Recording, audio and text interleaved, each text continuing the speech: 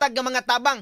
Ang problema diha kanang kickback sa project sa mga proyekto sa DPWH karong tuiga sa tanan nga mga lugar sa rehiyon. Yahaya.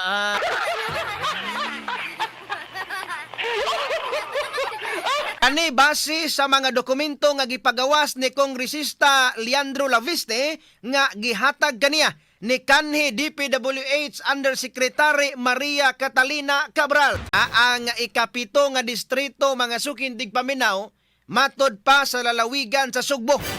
Maoy nakadawat sa labing dakong alokasyon sa proyekto sa DPWH nga mga daghan pa nga mga dokumento, daghan pa nga mga files makasama ang ipagawas ni Congressman na Laviste mo ni atuan ning agpaton magkasama atuan ning tagsa-tagsaon unya. Kay kanang naa nga niingon ra bato siya kasamangkin nga kanang pananglitan og dunay daotang mahitabo niya tungod aning mga files ni Cabral nga iyang gigunitan.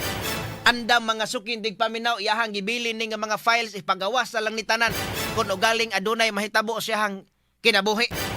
Dili man sad ni sayo ning kinabuhi ni kuan karon kanang naang Congressman Laviste mga sukindig paminaw kay matod pa usa sa mga gibilinan, usa sa mga gibilinan sa files ni Cabral sa wa pa wa pa mga sukindig paminaw mawaas kalibutan sa Undersecretary Cabral.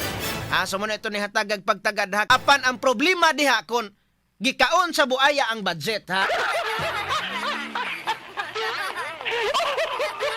Kanang mga alokasyon normal na tungod kay aron nga dunay mga magamit sa mga distrito, adunay mahatag nga mga proyekto sa mga katawhan, adunay mahatag nga mga tabang. Ang problema diha kanang kickback sa project